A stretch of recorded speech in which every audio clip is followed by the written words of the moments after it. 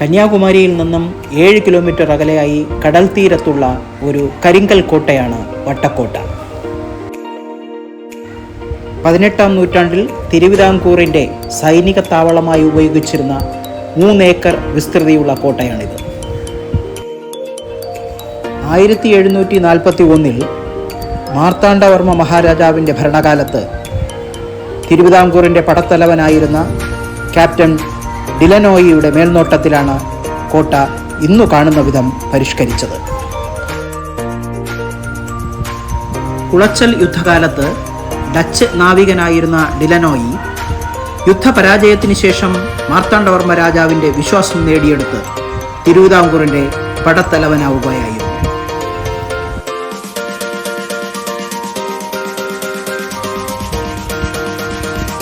പാണ്ഡ്യ രാജാക്കന്മാർ അല്പകാലം ഈ കോട്ട കൈവശപ്പെടുത്തിയിരുന്നു എന്ന സംശയവും ചരിത്രകാരന്മാർക്കുണ്ട്. ഈ കോട്ടയിൽ നിന്നുള്ള നിരീക്ഷണം തിരുവിതാംകൂറിനു നേരെ കടലിലൂടെയുള്ള ആക്രമണം ഒരു പരിധിവരെ തടഞ്ഞിരുന്നു. കോട്ട 25 അടി ഉയരമുള്ള കൂറ്റൻ കരിങ്കൽ ഭിത്തികൾ കൊണ്ട് നിർമ്മിച്ചതാണ്.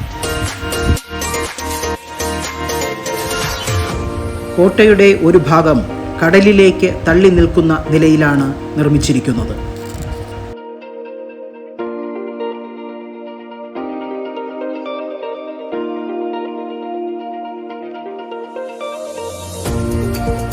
കോട്ടയ്ക്കുള്ളിൽ 3 മണ്ഡപങ്ങൾ നിർമ്മിച്ചിട്ടുണ്ട്. വട്ടക്കോട്ട ഇപ്പോൾ പുരാവസ്തു വകുപ്പിൻ്റെ കീഴിലുള്ള സംരക്ഷിത കേന്ദ്രമാണ്.